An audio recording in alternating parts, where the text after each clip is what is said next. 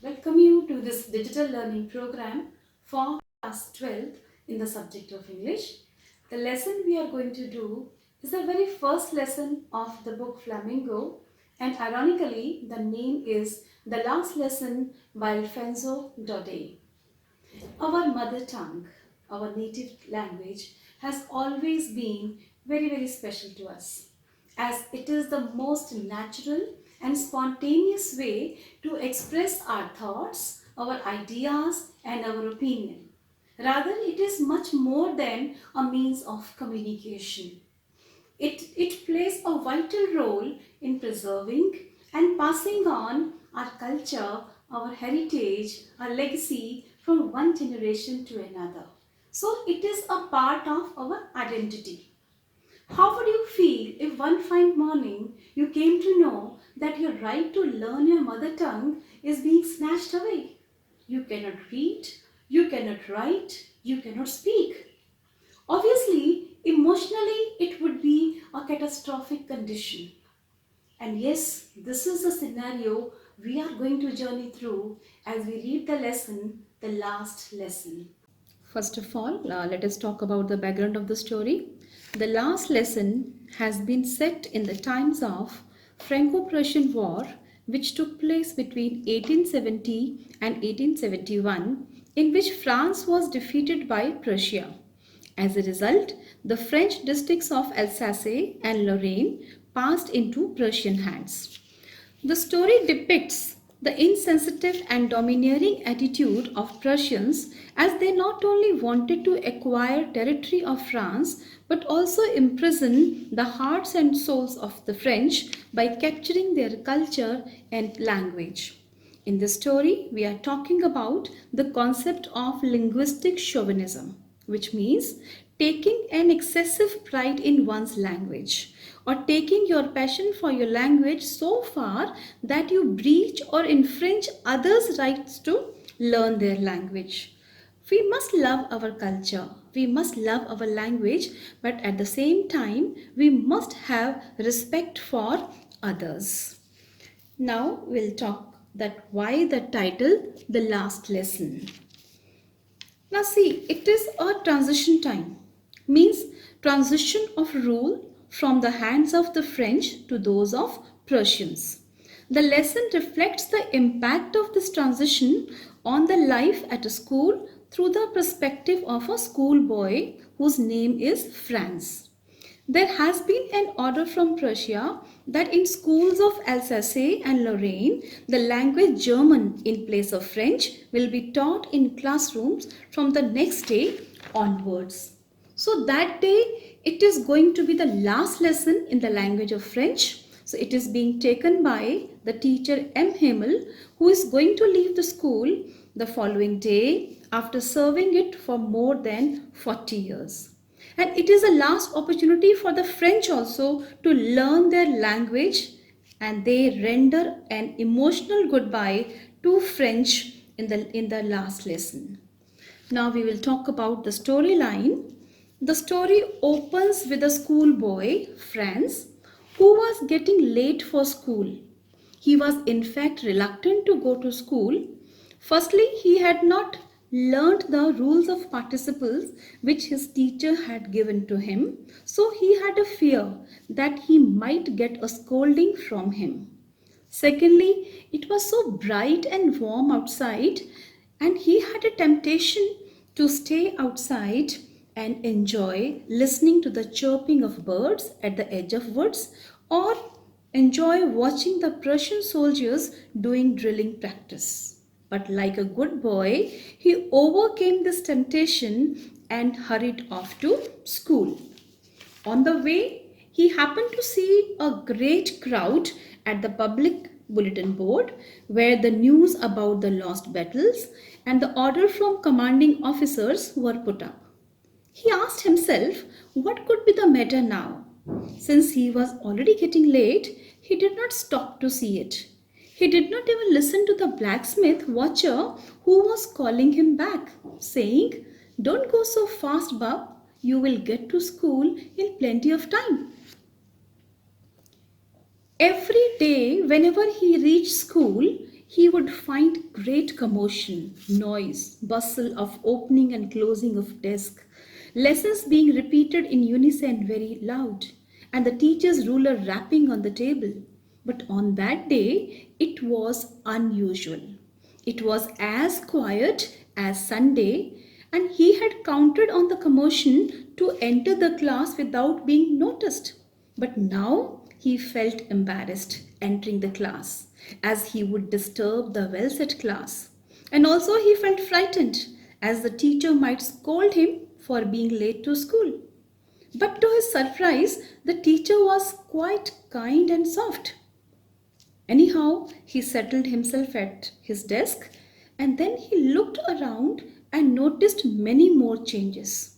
First, the teacher was attired in a special dress which he would wear on inspection or prize days. A beautiful green coat, frilled shirt, and black silk cap, all embroidered. He also observed some elderly people like old Hauser, former mayor, former postmaster sitting at the back of the class. And old Hauser had opened a book and kept it on his knees, and reading the basics of French. Overall, there was an air of strangeness, sadness, and seriousness floating around. Then M. Himmel, the teacher, in a very serious and gentle tone, made an announcement. My children, this is the last lesson I shall give you. The order has come from Berlin to teach only German in the schools of Alsace and Lorraine. The new master comes tomorrow, and this is your last French lesson. Now, this announcement washed off all his confusion. Things became crystal clear why there was crowd at the bulletin board, why the teacher was in a special attire, why the elderly people were sitting at the back of the class, and the announcement also made a sudden change in the attitude of friends. There was a feeling of regret and remorse in him. A realization dawned upon him that he would often bunk his classes for seeking birds' eggs or going sliding on the Saar. The books that were a cause of nuisance, burdensome to carry for him, suddenly came in a new incarnation. The books on history became his old friends. The teacher M. Himmel, who he had always found cranky, suddenly became so dear to him. He felt sympathy for him as he was leaving school for good after serving it for more than 40 years. The elderly people were attending the class as a mark of gratitude, thankfulness to the teacher. It was a gesture to express their love for the country, for their native language as well. Their presence reflected a sense of regret and sorry too for not paying heed to education when there was a plenty of time. Now there came the time Franz was dreading the most. M. Himmel asked a question on the rules of participles, and he tried his level best to explain but soon began to fumble. And again, contrary to his fear, M. Himmel told in a very calm and soft way to introspect and understand the importance of language. He also remarked how they all had been in the habit of postponing things to tomorrow. And we all human beings understand the importance of something only when we are on the verge of losing it. In a sarcastic tone, he added, now Germans might question their very identity as they could neither write nor speak French. Even parents were equally responsible as they preferred sending their children to the farmhouses or the mills to earn money. As a teacher, he himself was also to be blamed for.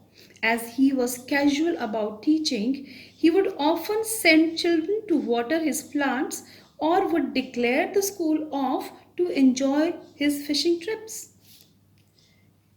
M. Himmel Now M. Hemel tried to instill in class love for French language, describing it as the most beautiful, logical, and the clearest language in the world. And they all must guard it. Because as long as they hold fast to their language, it is like the key to the prison of slavery. Means they must endeavor to keep their language alive by using it, as it can play a vital role in uniting people, awakening the masses to fight for freedom, or even motivating them to brave adversities. The grammar lessons M. Hemel explained with great patience, and they all listened to it so carefully. While for the lesson in writing, M. Hemel gave notebooks with France essays written in beautiful round handwriting, and these notebooks, like little flags, were floating everywhere in the classroom.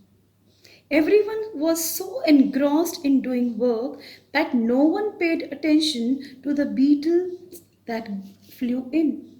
The only sound which could be heard in the class was the scratching of pens over the paper. Then friends heard the pigeons cooing on the roof.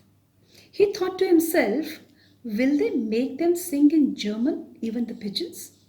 The statement can be interpreted in many ways. One, linguistic barriers have been created by man, and birds and animals are far away from it. Secondly, mother tongue is as natural to man as going to these birds, and it will be very unethical, unkind, and unfair on the part of Prussians to impose their language onto the French. It also reflects the underlying emotional crisis which every Frenchman was passing through because of this order from Berlin. As the class was moving towards its last phase, the environment became grim and serious.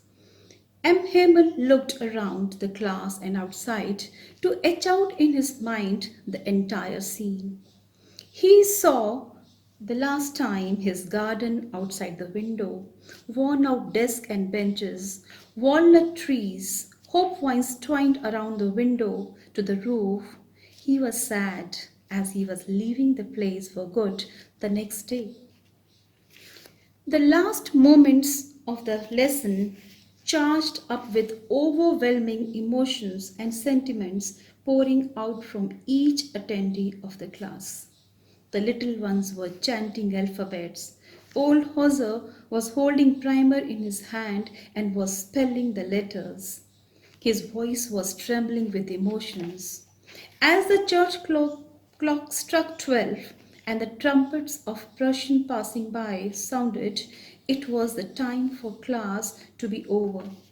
M. Himmel tried to convey the dispersal of the class, but he felt choked. He wrote on the blackboard, Vive la France, means long live France, and made a gesture to dismiss the class. Thank you.